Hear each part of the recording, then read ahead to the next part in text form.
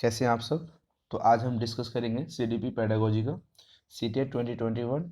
ये हम लोग का पार्ट 6 है। इससे पहले हमने आपके लिए 5 वीडियो अपलोड कर दिए हैं सीडीपी की, जो आप जाके चैनल के प्लेलिस्ट में देख सकते हैं या फिर वीडियो के डिस्क्रिप्शन में आपको लिंक दे दूंगा। ईवीएस पेडागोजी हो चुकी है, हिंदी पेडागोजी, हमारी हिंदी पेडागोजी की सीरीज चालू है, आप जाके देख सकते हैं। मैथ का टेस्ट सीरीज डेली रोज आता है हमारे चैनल पे। टेस्ट सीरीज ले मैथ में आपको जीरो से हीरो बना दूंगा, टेंशन नहीं करना। जो बहुत सारे स्टूडेंट का दिक्कत होता है कि मैथ में सर मार्क्स नहीं आते, ऐसा कुछ नहीं है, सब कुछ ठीक हो जाएगी। स्कूल टीचर एकेडमी चैनल को सब्सक्राइब करके बेल आइकन को प्रेस कर दीजिए, वीडियो को लाइक एंड शेयर जरूर कर दीजिए। कंप्लीट नोट्स लेने के लिए 7634993536 नंबर पर आप व्हाट्सएप करके नोट्स ले सकते हैं। तो चलिए आज का पहला क्वेश्चन देखते हैं। आज का पहला क्वेश्चन क्या कहता है। आज का पहला क्वेश्चन देखेंगे, मूल्यांकन डैश होता है यदि वह सभी मापता है, सही यदि वह वही मापता है जो वह सोचता है। यहाँ पर आपको फील करना है मूल्यांकन क्या होता है, ठीक है। तो आपको यहाँ पे क्या होगी, ऑप्शन नंबर ए है वैध, ऑप्शन नंबर बी है अवैध, ऑप्शन नंबर बी है विश्वसनीय, ऑप्शन नंबर डी है अविश्वसनीय। तो मैं आपको दो क्वेश्चन, सबसे पहले आपके पास जब 4 ऑप्शन होते हैं तो दो ऑप्शन को आप क्या कर सकते, दो ऑप्शन तो आपको गलत होंगे, पहले दो ऑप्शन को खत्म कर दीजिए, फिर बचेंगे पहला और दूसरा ऑप्शन। अगर इन दोनों में आपको बेस्ट देखना है तो चलिए हम इसको कैसे चूज करते हैं देख लेते हैं। सबसे पहले अवैध, ये नहीं होंगे, अविश्वसनीय, ये नहीं होंगे, तो काम खत्म होगी। अब ये दोनों में आपको ढूंढना हो कि बेहतर क्या हो सकते हैं, वैध हो सकते हैं या अवैध हो सकते हैं। तो यहाँ पर मूल्यांकन क्या होता है, विश्वसनीय तो कभी नहीं हमने पढ़ा था, मूल्यांकन वैध पढ़ा था, ठीक है। तो ये ऑप्शन नंबर ए सिंपल सा लॉजिक है। चलिए अगला क्वेश्चन देखते हैं। विद्यार्थियों को का गृह काम देने का यह फायदा होता है जब टीचर होमवर्क देते हैं, बच्चे को गृह कार्य देते हैं। हिंदी में होमवर्क, इंग्लिश में होमवर्क कहते हैं और हिंदी में गृह कार्य कहते हैं। तो क्या होता है, देने का क्या करे, वह घर में व्यस्त रहे, ऑप्शन नंबर ए है। ऑप्शन नंबर बी है वह घर में पढ़ाई करते हैं, ऑप्शन नंबर सी उनकी प्रगति घर वाले जांच सके, ऑप्शन नंबर डी वह स्वयं अध्ययन अध्ययन की आदत डाल सके। तो आपके राइट ऑप्शन क्या होंगे, राइट आंसर क्या होंगे, कमेंट में जल्दी बताइए।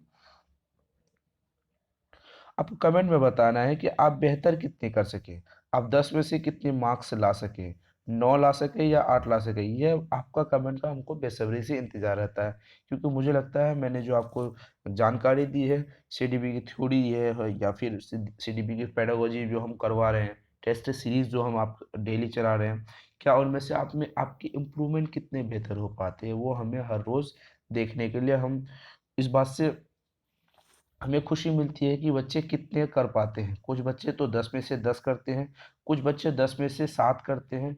तो 7 वाले बच्चे को निराश नहीं होना, लेकिन उसको मेहनत की ज़रूरत है। लेकिन 10 में से 10 वाले बच्चे तो बेहतर है, उसमें कोई दो राय नहीं है कि इसकी सी टेट में से 130 मार्क्स 100% आएगी, क्योंकि सी डी पी एक ऐसी चैप्टर, ऐसी और सब्जेक्ट है सी टेट में या फिर किसी भी टेट में, तो सबसे दिक्कत यही सी डी पी करती है। तो इसमें आपको पकड़ बनाना है। पेडागोजी वाली सीट ट्रिक एंड टैग तो मैंने आपको बता दिए हैं, जाके चैनल के प्लेलिस्ट में देख सकते हैं। तो ठीक है, तो आराम से इस तरीके का आंसर आप दे सकते हैं पेडागोजी को समझ के। चलिए इसका राइट आंसर देख लेते हैं। राइट आंसर है विद्यार्थियों को गृह कार्य क्यों दिया जाता है। ऑप्शन नंबर यहाँ पर है, ऑप्शन नंबर पहले वे घर में व्यस्त रहें। बच्चों को व्यस्त नहीं करना, बच्चों को हम पढ़ाने के लिए तत्पर रहते हैं, बच्चे को सिखाने के लिए तत्पर रहते हैं, बच्चे को कुछ बताने के लिए तत्पर रहते हैं। हमको बच्चे को व्यस्त नहीं करना, यह ऑप्शन सीधे गलत है। घर में पढ़ाई करते हैं, सिर्फ क्या बच्चे घर में ही पढ़ाई करते हैं, यहाँ पे क्लियर नहीं कहा गया बच्चे घर पर रहकर पढ़ाई करने में क्यों इंटरेस्टेड है। सिर्फ पढ़ाई घर पे नहीं, पढ़ाई गांव में, सॉरी स्कूल में भी की जा सकती है। पढ़ाई बच्चे कक्ष के बाहर भी हो सकती है, खेल के मैदान में भी हो सकती है। आप बच्चे को जिस भी माहौल में ढाल रहे, बच्चे उस माहौल में पढ़ाई कर सकते हैं। उनकी प्रगति घर वाले जांच सकें, आपको यहाँ पर घर वाले से कोई लेना देना नहीं है। बच्चों की प्रगति घर वाले क्यों जांचेंगे, आप या तो उसको जांचिए या तो बच्चे खुद आप इस चीज़ को जांच पाएंगे। तो बच्चे यहाँ पर स्वयं, यहाँ पे ये नेगेटिव है, ये नेगेटिव है, ये नेगेटिव है, तो मतलब ये तीनों नहीं होंगे। तो आपको मैं टैग बताता हूँ भाई, क्योंकि मैंने पहले जो सीडीपी का जो टैग बताया था कुछ वर्ड थे, तो यहाँ पर जैसे कि वर्ड थे, तो क्या वर्ड सही होंगे क्या गलत होंगे, बस उनमें से जो 30-40 वर्ड होते हैं, वही 30-40 वर्ड करेक्ट आंसर करके बताते हैं आपको। व्यस्त गलत टैग वर्ड है। घर घर पे पढ़ाई करना गलत होगा। उनकी प्रगति घर वाले क्यों देखेंगे, ये भी गलत होगा।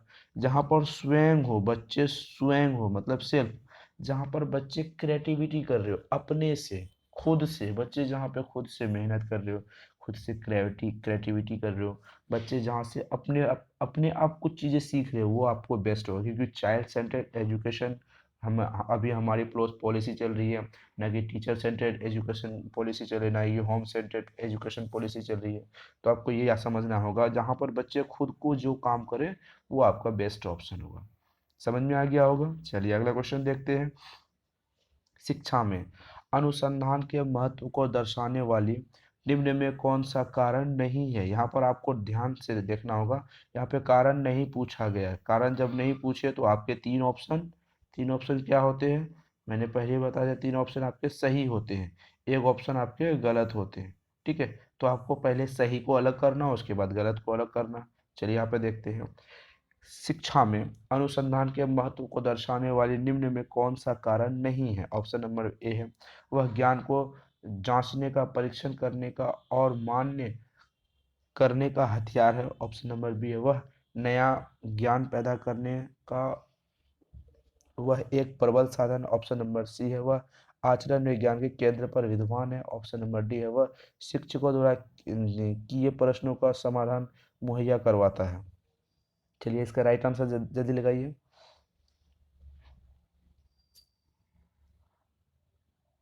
चलिए क्वेश्चन डील करते हैं एक बार। वह शिक्षा में अनुसंधान का महत्व क्यों दर्शाता है। अनुसंधान का मतलब होता है किसी भी चीज या किसी भी टॉपिक को आप उसके फर्स्ट से लेके लास्ट तक उसे अच्छी तरीके से समझ के उस एक कैलकुलेट कर पाए। तो उसका क्या मतलब है, वह विज्ञान को जांचने का हथियार, परीक्षण करना है और मान्य हथियार करना है। तो हाँ, ऑप्शन नंबर ए सही है इसका। वह नया ज्ञान पैदा करने का वह एक प्रबल साधन है। अनुसंधान नया ज्ञान पैदा करता है, ये भी सही है। वह आचरण विज्ञान के केंद्र पर आधारित है।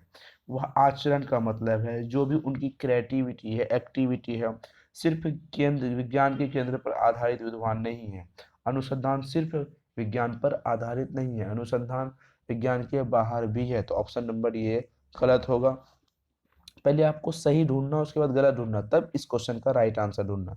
वह शिक्षकों द्वारा किए गए प्रश्नों का समाधान मुहैया करवाते हैं, ये भी सही है। अनुसंधान शिक्षक जो भी प्रोजेक्ट देते हैं, जो भी कार्य देते हैं, उनके समाधान के लिए हम अनुसंधान के आधार पर उसका समाधान मुहैया करा सकते हैं। तो आपको यहाँ पर क्लियर हो चुकी है, ऑप्शन ए बी डी सही है, तो ऑप्शन नंबर सी इसका गलत है। तो आपको मैंने कहा कि जब अब negative question, negative tag word पूछी जाए, क्वेश्चन में नेगेटिव हो, तो तीन क्वेश्चन क्या होंगे, तीन क्वेश्चन सही होंगे। ठीक है, एक क्वेश्चन आपके गलत होंगे, गलत वाले क्वेश्चन क्या होते हैं, सही होते हैं। Option number C is the right answer. चलिए अगला क्वेश्चन देखते हैं। अगला क्वेश्चन कहता है, कौन सा सिद्धांत कहता है कि अति उत्तम अधिगम वही होता है जब शिक्षक सफलता से विद्यार्थियों में दिलचस्पी जगाता है। ऑप्शन नंबर ए है प्रेरणा का सिद्धांत। ऑप्शन नंबर बी है उत्तेजन का सिद्धांत। ऑप्शन नंबर सी है लक्ष्य स्थापन का सिद्धांत। ऑप्शन नंबर डी है सहचर्य का सिद्धांत। तो आपको राइट आंसर जल्दी लगाना है, जल्दी आंसर लगाइए, कमेंट में आंसर बताइए।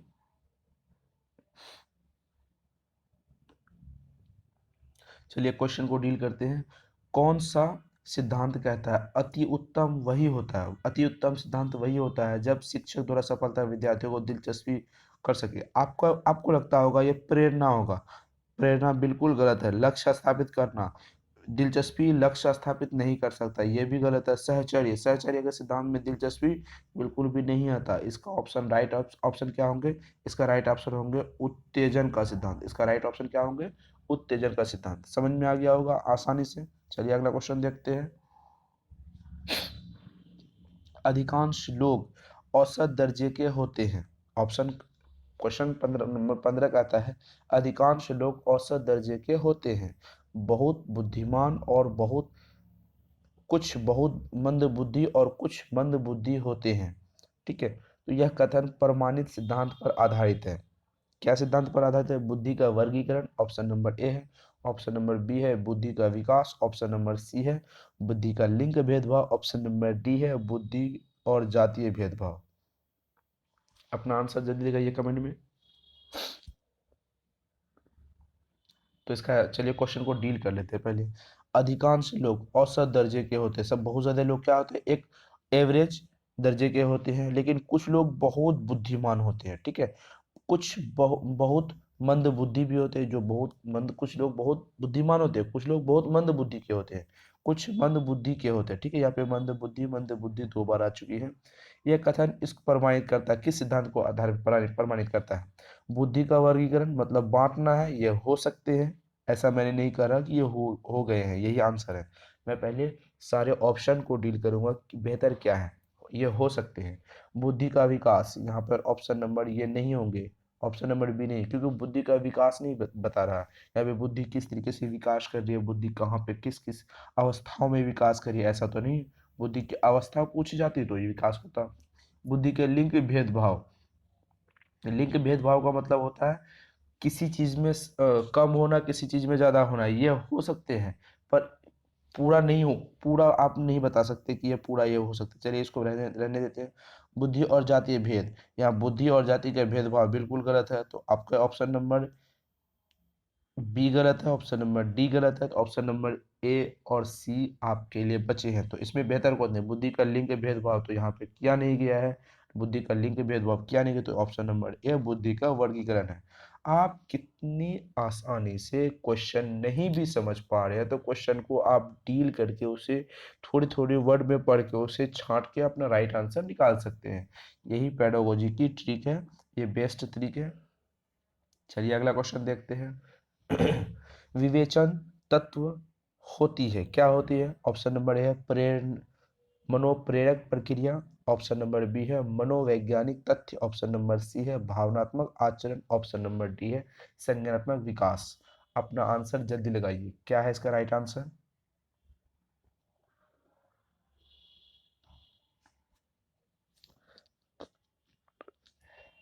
चलिए क्वेश्चन को डील करते हैं। विवेचन तत्व क्या है, विवेचन के बारे में हम जानते हैं। विवेचन, आप किसी भी क्रिया को करने के लिए तत्पर रहते हैं, उसे विवेचन कहते हैं। विवेचन शुरू कहाँ से होती है, आपकी मेंटेलिटी से विवेचन होती है। आप अपने मन में जो सोचते हैं उसे मन में जो सोचते हैं उसे विवेचना कहते हैं, ठीक है। मन की जो इच्छा होती है, मन की जो इच्छा शक्ति उसे उसे विवेचन कहते हैं। तो मनोप्रेरक हो सकते हैं, यहाँ मन की बात आ रही है। मनोवैज्ञानिक तथ्य हो सकते हैं यहाँ पर, भावनात्मक बिल्कुल नहीं हो सकते। यहाँ पे संज्ञान, जो भी चीजें आप मन में करते हैं, अपने दिल में दिमाग में करते हैं, दिमाग के आधार पर करते हैं, उसे संज्ञानात्मक विकास के आधार पर करते हैं। तो विवेचन शब्द संज्ञान से, संज्ञानात्मक विकास क्रिया से संबंधित है। सिंपल तरीके से समझ गए हम। चलिए अगला क्वेश्चन देखते हैं। अगला क्वेश्चन है, पियाजे के अनुसार संज्ञानात्मक विकास की अवस्था जिसमें बच्चा वस्तु स्थायित्व पर दर्शाता है वह होता है। यहाँ पर जो वस्तु स्थायित्व दिया गया है, ये क्वेश्चन रिपीटेड क्वेश्चन है, सीटेट में कई बार पूछे जा चुके हैं ये क्वेश्चन। जहाँ पर भी वस्तु स्थायित्व दिखाए, वो आपको, मैंने पहले भी कहा है कि वो क्या होंगे, संवेदी प्रेरक होंगे। सिंपल सी बात है। यहाँ पे आपको ना ऑप्शन समझने की दे रही है, ना याद करने की दे रही है, ना उतना दिमाग लगाने की जरूरत है। मैंने कई बार, मैंने टेस्ट में बताया है, जब हमने प्याजे के संज्ञानात्मक विकास की जो थ्योरी करते थे, वस्तु अस्थायित्व आपके नोट्स में जो है, नोट्स में सिंपल सा दिखता है, वस्तु अस्थायित्व गुण संवेदी प्रेरक अवस्था में होती है। सिंपल सी बात है, मैंने पहले भी आपको बता के रखा। आपको नोट्स ले लेनी है, नोट्स में आपको ऐसे ऐसे टॉपिक, ऐसे ऐसे पॉइंट आपको देखने के लिए मिलेंगे, जहां आप आसानी से क्वेश्चन को डील कर पाके उससे राइट आंसर दे पाते हैं। जैसे मैंने कहा, पूरी मैंने पढ़ा भी नहीं, कोई जरूरत नहीं है पढ़ने की। वस्तु अस्थायित्व गुण संवेदी प्रेरक अवस्था में होती है, बात खत्म हो जाती है। इतना दिमाग लगाने की हमको कोई जरूरत नहीं है। अगला क्वेश्चन देखते हैं। सम्मिलित शिक्षण का संबंध उस स्कूल शिक्षण पद्धति से है जो केवल बालिकाओं के शिक्षण को आगे बढ़ाने पर जोर देती है। ऑप्शन नंबर बी है जिसमें असमर्थ बच्चे शामिल होते हैं। ऑप्शन नंबर सी है, जिसमें शारीरिक, बौद्धिक, सामाजिक, भाषिक या दूसरे असमर्थ परिस्थिति वाले होते हैं उन्हें शामिल किया जाता है। ऑप्शन नंबर डी है, विशेष विपत्ति वाले बच्चे के शिक्षण के लिए अलग स्कूलों को बढ़ावा देता है। तो आप इसका आंसर कमेंट में इजी से लगा सकते हैं और आसानी से जल्दी दे सकते हैं, क्योंकि इस तरीके से क्वेश्चन कई बार हमने रिपीट कर चुके हैं, हमने लेक्चर वीडियो में बता चुके हैं, हमने नोट्स जब आपको दिए थे, नोट्स में ये लंबे लंबे मोटे मोटे अक्षरों में मेंशन किया हुआ कि सम्मिलित बच्चे कैसे एजुकेशन, इस सम्मिलित स्कूल क्या होती हैं, समावेशी शिक्षा क्या होती है, इस तरीके से मैंने आपको बता के रखी है। चलिए इसके कमेंट में आंसर दीजिए। चलिए क्वेश्चन को डील करते हैं। सम्मिलित शिक्षण का संबंध उस स्कूल शिक्षण से पद्धति से। यहाँ पे सम्मिलित का सबसे पहले, सम्मिलित का मतलब होता है समावेशी। सम्मिलित का क्या मतलब होता है? समावेशी। ठीक है। अब जब समावेशी आपको पता चल गई होगी तो समावेशी का मतलब क्या होता है? समावेशी का मतलब होता है किसी भी वर्ग के बच्चे, किसी भी जाति के बच्चे, किसी भी आईक्यू के बच्चे, मंद बुद्धि हो या अधिक मंद बुद्धि हो, या फिर बहुत अधिगम वाले बच्चे हो, कोई भी बच्चे, सभी बच्चे, किसी भी लिंग भेदभाव के बच्चे हो, ये लिंग का भेदभाव नहीं करना है, सभी जाति, धर्म, सामाजिक एकता के रूप से है, जिस स्कूल में, जिस कक्षा में हम बच्चे को शिक्षा देते हैं वे समावेशी शिक्षा कहते हैं। चाहे वो जिस विशेष वर्ग से आते हो, उसकी बुद्धि लब्धि क्या हो, इंटेलिजेंसी उसकी क्या हो, इससे कोई फर्क नहीं पड़ता। वो अंधे हो या फिर मेंटली डिसऑर्डर हो, जो भी इस तरीके से बच्चे हैं, समावेशी का मतलब होता है सभी को एक साथ हम एक ही कक्षा, एक ही स्कूल में बिठा के पढ़ाते हैं, उसे समावेशी कक्षा कहते हैं। तो सम्मिलित उसी के आधारित है। चलिए, केवल बालिकाओं के शिक्षण को आगे। केवल का मतलब जहाँ सम्मिलित मतलब होता है सभी को समान रूप से बराबर बांटना। यहाँ पे केवल है, गलत है, टैग वर्ड है। मैंने टैग की वीडियो जो आपको आपके लिए बनाई है, टैग से आप पता कर सकते हैं। केवल मतलब गलत नहीं होगा। जिसमें असमर्थ बच्चे शामिल, तो सिर्फ असमर्थ बच्चे शामिल नहीं हो सकते, सभी बच्चे शामिल होते हैं। मैंने पहले आपको कहा है, यहाँ सभी बच्चे शामिल होने की बात है। जिसमें शारीरिक, बौद्धिक, सामाजिक, भाषिक या असमर्थ वाले बच्चे शामिल होते हैं उसे समावेशी शिक्षा कहते हैं। सिंपल सा बात है, कितनी आसानी से आपको आंसर मिल जाती है। विशेष विपत्ति वाले बच्चे, विशेष विपत्ति वाले बच्चे विशेष स्कूल में भेजेंगे उसको। ठीक है। तो ये तो समावेशी शिक्षा के नहीं होंगे, तो समावेशी शिक्षा के ए नहीं होंगे, बी नहीं होंगे, सी होंगे और डी नहीं होंगे। सिंपल सी बात है। चलिए अगला क्वेश्चन देखते हैं। अगला क्वेश्चन है, एक शिक्षिका अपने विद्यार्थियों को बहुत सारे वाक्य देती है और उनको सही संयोजक का उपयोग कर एक पत्र में संयोजक करने को कहती है। इस प्रक्रिया में मुख्यतः यह निपुणता शामिल होगी। ऑप्शन नंबर ए यहाँ पर है जानकारी संग्रह करना, ऑप्शन नंबर बी है विवरणों को विस्तारित करना, ऑप्शन नंबर सी है सुव्यवस्थित करना, ऑप्शन नंबर डी है पुनर्लेखन करना। तो इसका राइट आंसर क्या होगा, जल्दी लगाइए। आराम से लगा सकते हैं क्वेश्चन को। अगर आपको जो भी क्वेश्चन समझ नहीं आती है तो आपको क्या करना होगा, आपको क्वेश्चन को टुकड़ों में पढ़ना होगा, डिटेल में पढ़ेंगे। लंबे समय देना भी नहीं है, क्योंकि आपके पास समय तो लिमिट होती है। उसको टुकड़ों में पढ़िए, उसके बाद आराम से उसका राइट आंसर लगाइए। चलिए क्वेश्चन को डील करते हैं।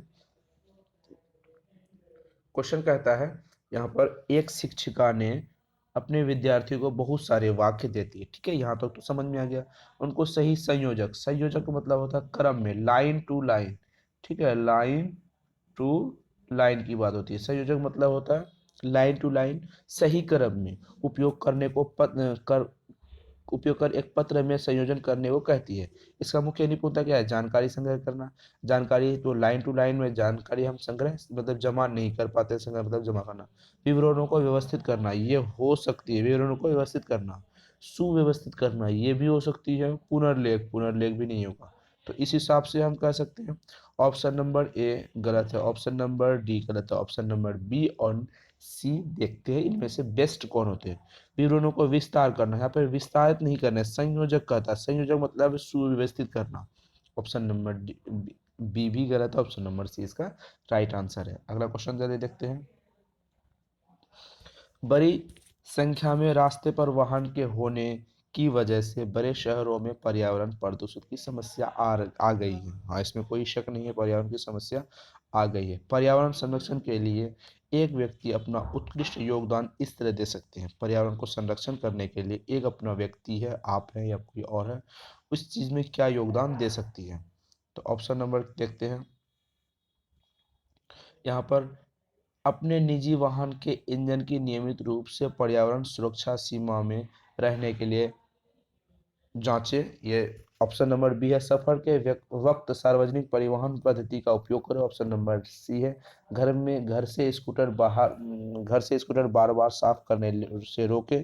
ऑप्शन नंबर डी है, स्कूटर कार जैसी निजी वाहन न रखें। तो इसका राइट आंसर क्या होगा, चलिए कमेंट में बताइए। प्रीवियस ईयर के क्वेश्चन है और मैंने नोट्स में भी इसको मेंशन किया हुआ है और मैंने पिछले वीडियो में इसको बता के रखे हुए। इस तरीके क्वेश्चन हमने कई बार किए हैं। चलिए इसका राइट आंसर क्या है, जल्दी लगाइए।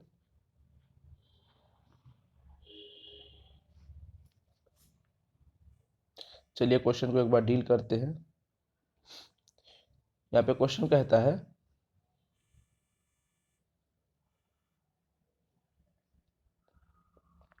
बड़ी संख्या में रास्तों में वाहन होने की वजह से बड़े शहरों में पर्यावरण प्रदूषण की समस्या आ गई है। पर्यावरण को सुरक्षा करने के लिए एक व्यक्ति का उत्कृष्ट योगदान, आप एक व्यक्ति है, उसके लिए उत्कृष्ट योगदान क्या हो सकती है। आपके ऑप्शन यहाँ पर दिए हुए हैं। ऑप्शन नंबर ए है, निजी वाहन अपने निजी वाहन ईंधनों के नियमित रूप से पर्यावरण सुरक्षित सीमा में रहने के लिए जांच करें। ये भी सही है। सफर के वक्त सार्वजनिक परिवहन पद्धति का उपयोग करें। ये भी सही है। घर से बाहर बाहर बार बार सफर पर जाने से रोके। घर से बाहर बार बार अगर सफर जाने से रोकेंगे तो हमारी दिनचर्या कैसी चलेगी, हमारे देश की इकोनॉमी रुक जाएगी, ये गलत है। स्कूटर कार जैसे निजी वाहन न रखें, ये भी गलत है। अगर हम स्कूटर कार जैसे निजी वाहन नहीं रखेंगे, अपने निजी वाहन पर्सनल वाहन नहीं रखेंगे, पर्सनल व्हीकल, तो किस तरीके से हम अपनी ज़रूरत पड़ने पर ज़रूरत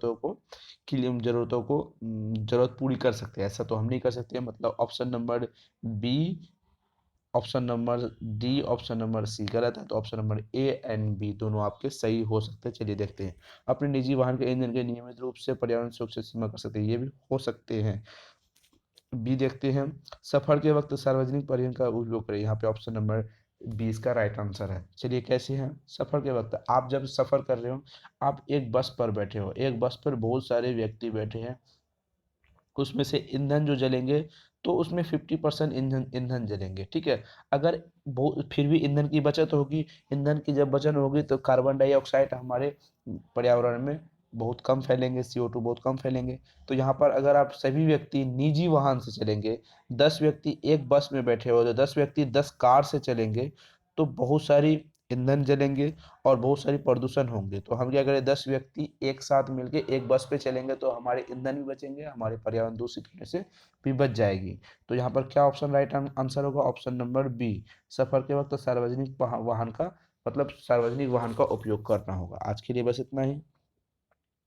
फेसबुक पर वीडियो देख रहे हो तो फेसबुक पेज को लाइक कीजिए। यूट्यूब पे देख रहे हो तो यूट्यूब चैनल को सब्सक्राइब करके बेल आइकन को प्रेस कर दीजिए। वीडियो को लाइक एंड शेयर जरूर कर दीजिए। अगली क्लास आपकी ईवीएस की आएगी। आपको ईवीएस लेनी है, आपको 100% की गारंटी मिलती है हमारे चैनल पर कि आपका सीटेट क्लियर होगा। 100% की गारंटी इसलिए मिलती है कि हम यहाँ पे ऑल सब्जेक्ट की time to time daily wise class करते हैं। आप लेक्चर वीडियो देखते रहे। नोट्स आपके लिए बेस्ट क्या होगा, आप नोट्स ले लें। नोट्स लेने के बाद आपको कोई भी ऐसी दिक्कत नहीं आएंगी, ना समझने में दिक्कत आएंगी, ना ही आप कोई ऐसी चीज़ों को छूट पाएंगे। आप क्वेश्चन देखते ही सॉल्व आराम से कर लोगे। क्यों? क्योंकि इसमें नोट्स में बहुत सारी किताबों का निचोड़ लिया गया है। बहुत सारे पॉइंट ऐसे हैं, बहुत सारी किताबों से पॉइंट उसमें उठा के रखे गए हैं। और उसमें लैंग्वेज की इश्यू नहीं रहती, क्योंकि बहुत सारी किताबों में लैंग्वेज का बहुत सारा इश्यू रहता है, तो आपके अपने लैंग्वेज में बनाए गए हैं। तो चलिए आज के लिए बस इतना ही। Thank you.